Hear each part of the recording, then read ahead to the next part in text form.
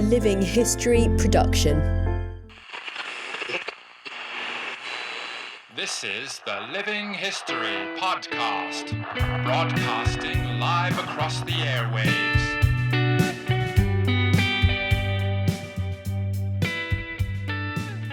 Hello and thank you for joining me for another episode of Living History. You join me at a pretty busy time in the world of history. We've got Peter Hart's Gallipoli book due out any day. It's the 75th anniversary of the end of the Second World War.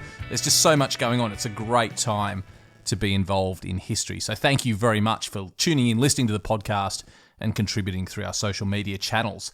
Today's episode continues that theme of great moments in history, a little bit of an obscure one, different to some of the episodes we've done recently. I was at the State Library of New South Wales, and while I was there, they showed me quite a remarkable collection of old photographs that had been taken in about 1900, and they were pictures of a cemetery that is no longer there.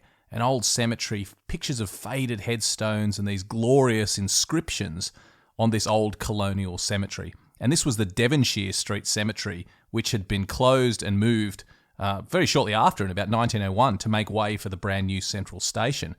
But the cemetery had been there since 1820, and some of the most important early colonists from Sydney's earliest days had been buried there. So just a remarkable coming together of several important chapters of history. The earliest days of the colony of Sydney, people who died were buried in this very old cemetery. The cemetery had since been closed, and then in 1900, someone had gone and photographed the headstones before they were lost to us forever. Just a remarkable collision of chapters of history telling a wonderful story about Sydney's earliest origins. I was shown the photos and told the story of the cemetery by curator Elise Edmonds, and it was just a fascinating couple of hours. So I hope you enjoy this journey as we explore Sydney's lost cemetery. Elise, we're sitting in front of this extraordinary collection of old photographs, old black and white photographs. Tell me what we're looking at and why they're significant. Yeah, so these are amazingly detailed photographs. They're a combination of photographic prints as well as glass negatives, and they were taken by a lady photographer in 1900 called Josephine Foster. And she, along with her husband Arthur, decided to document this old 19th century cemetery in the middle of Sydney before it was to be resumed, cleared out, and Central Station was to be constructed. So this couple, Mr. and Mrs. Foster, were just sort of regular amateur history buffs. They were really interested in their local Sydney history. And they lived nearby in Albion Street in Surrey Hills, and they really wanted to document what was written on these headstones in particular, because they knew that the whole place was going to be cleared away. And they realised that many early white settlers in Sydney, members of the 1st, 2nd and 3rd Fleets, notable people in Sydney society, had been buried here. So they really wanted to take detailed photographs. You can see they really focused on trying to capture individual headstones and the actual text written on them before these headstones would be, cleared away.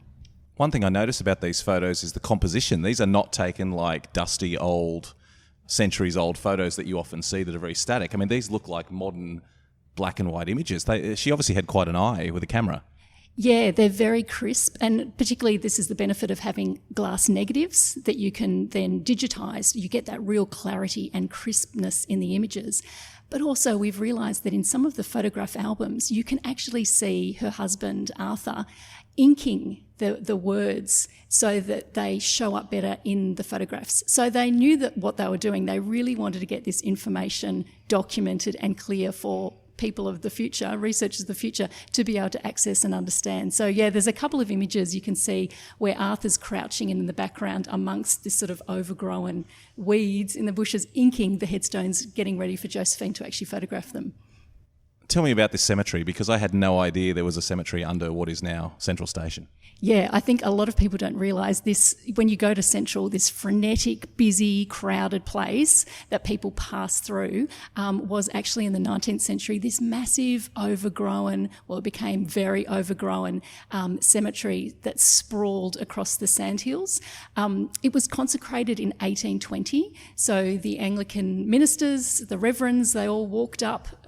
George Street to this plot of land, which at that point in 1820 was well outside the town's boundaries.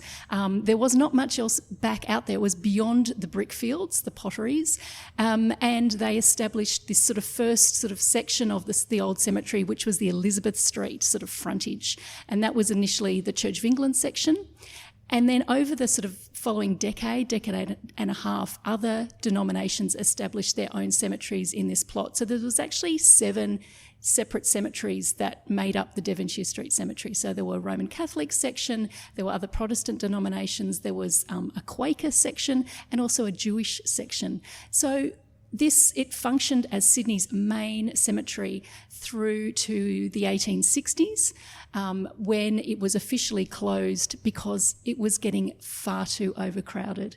And what started out as a very ordered, planned, cemetery became very quickly overcrowded. And so there's all sorts of accounts when the workmen began resuming the cemetery and clearing it in 1900, 1901, that there were, coffins found literally on top of each other, buried under paths.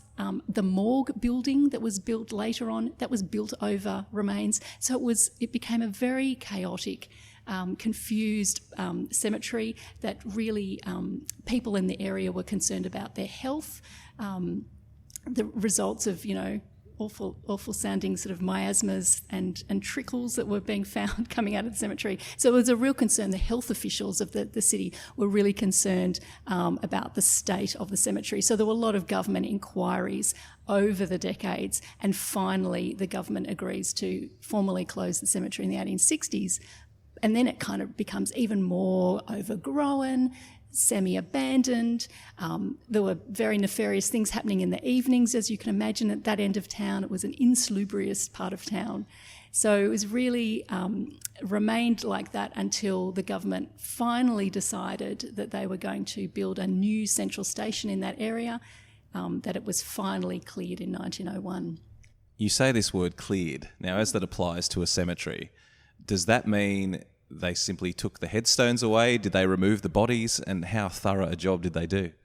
Yes, so they certainly resumed the entire cemetery, which means they were very thorough in they tried to be thorough in their record keeping. We have photographs that Josephine took of cemeteries, the headstones that are numbered. So we got very excited when we saw some examples of these numbers that are kind of spray painted on the headstones, which means that they're keeping a record of the headstone and then the remains that were related to that headstone. So yes, everything was collected. They attempted to get everything, and everything was, the remains were placed into new wooden coffins along with the headstones, and a tram track was actually laid through the cemetery.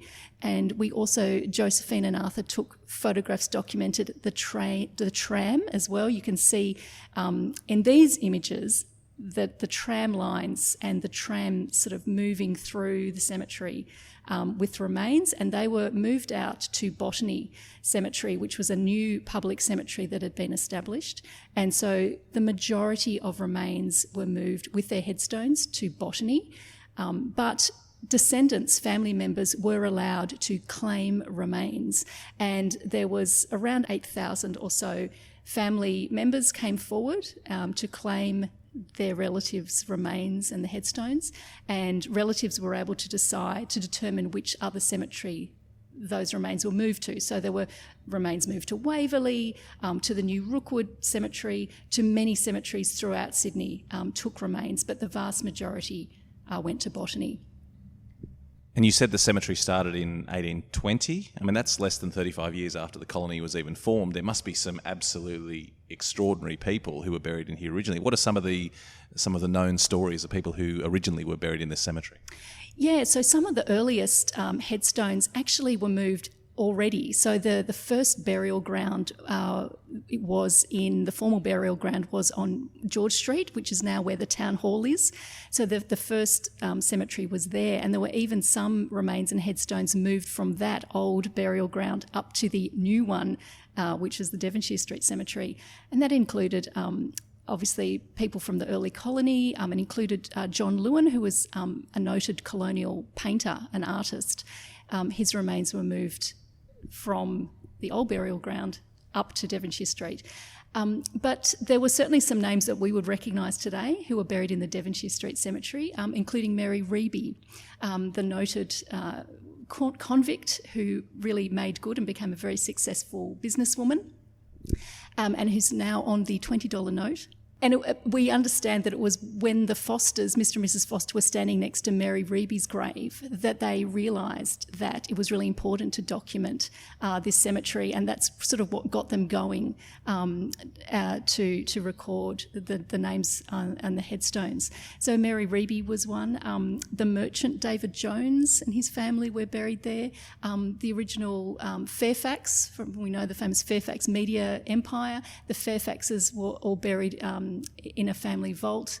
There were many convicts such as James Squire, who we recognise as being a successful hops grower, who founded the first brewery in Sydney, which I think is still going, with his name linked to it. And also Simeon Lord, again, many convicts who became very successful, emancipists and successful business people, were buried in the Devonshire Street Cemetery. And there's also this amazing photograph which documents a queen, Queen Cora Gooseberry, and she was actually a Sydney elder from the Sydney region, Cora Gooseberry, and a noted sort of identity who would come and go through Sydney, and she died an old woman in her 70s, and her friends who happened to be, she lived in the back of a boarding house, a pub, and when she died there, and the owner of that boarding house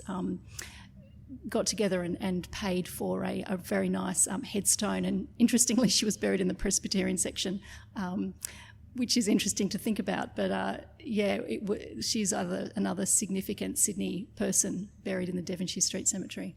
I'm just noting the incredible stories on some of these headstones and these photos. There's a whole life description about people murdered by their offsiders, and just it's incredible just the range of tales that are told on these headstones. Oh yeah, this story is the gift that keeps on giving, because you just read the language that's the language on the headstone. So this is sort of real 19th century language that we just don't write on headstones anymore.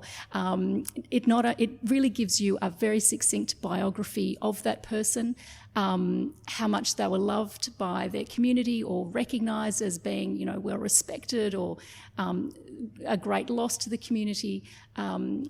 Sometimes they are very blunt in their descriptions. There's one headstone that's for a William Oliver who was killed by a bullock cart aged 34, and that's what it says on his headstone. There's other headstones that talk about a couple, an older couple, who were tragically murdered by their servant, and the details of that are on their headstone. There's amazing headstones for two young men in their 30s who were troopers and who perished in a bushfire south of Sydney, which is very pertinent still to us today. There's amazingly tragic headstones. Of course, many babies and children died. There were so many epidemics that would travel through 19th century Sydney, which would kill young children particularly. So often you would see a long headstone, a large headstone with huge amounts of writing, where you've got many children, brothers and sisters, who die, every couple of years, and then finally, there'll be also a family, a parent added to that headstone. And the way that is the way that I guess children's deaths are recorded is so very beautiful. And of course tragic. So there's one beautiful line about Harriet Mary Sheba, who breathed her last, and she was only a little 3-year-old. So the language on the headstones really sparked my imagination, and it really, I think, gives you a fantastic window into what it was like living in 19th century Sydney. It was pretty tough and brutal, and many people died young from terrible accidents or from disease. What has it meant to you, Elise, working on this exhibition, on these wonderful photographs, and learning more about the story of this lost cemetery? Yeah, I think I think if you're fascinated by the layers of history in Sydney, living in Sydney these days, you can see changes happening on a massive scale. There's buildings being pulled down and massive buildings being rebuilt. We've got a huge transport network currently being constructed. And when you sort of go back 100 years, Sydney was still having these big conversations about infrastructure and increases in population, and we have to have a good transport network that will support greater populations. That was the conversation they were having 100 years ago. And they were also having this debate about Sydney's heritage and, whether or not, what can we keep from old Sydney? That's what they were talking about in 1901. So I suppose these images I find fascinating because not only do they document a past Sydney, a 19th century Sydney, and an insight into the lives that people lived, but they also show you a bit of the topography of the land. In parts of the cemetery, it was incredibly steep. There were still remnants of the sand from the original sandhills you can see in many of the pictures. You can see these massive trees as well in the landscape, and then in some of them you can see long gone factories and industrial sites, and the buildings and terraces that kind of surrounded the cemetery. So these photographs not only, document the individuals who are buried there, but it also gives you a little glimpse into what Sydney looked like, which is now all gone because when Central was constructed in the early 20th century, they of course excavated the huge sandhills that were there and to build the foundations of Central Station. Are there any parts of the cemetery that can be seen today? Look, you can actually go out to Botany, the Botany Cemetery at Bunurong, heading out to La Perouse. There's a very small remnant of the headstones that have survived, and you can go out and see these massive sandstone headstones. They're taller they're about as my height, so they're and they're very impressive, but the wording is definitely faded, some to nothing. So, of course, the headstones were moved out there in 1901. So they've basically withstood 100 years, over 100 years of air pollution and wind and so forth. And so you really can't read many of them now. So thankfully, the Fosters, when they documented these, we have these words which now really have faded to nothing at Botany. Well, Elise, it's just an extraordinary story, one I didn't know much about at all, and the State Library here in Sydney has a wonderful exhibition talking all about the cemetery, which people can come down and see. But just thank you so much for sharing this wonderful story. Thanks, it's great to talk about it. Thanks for listening. Don't forget to subscribe and leave a review for the podcast, and visit livinghistorytv.com for more great history content.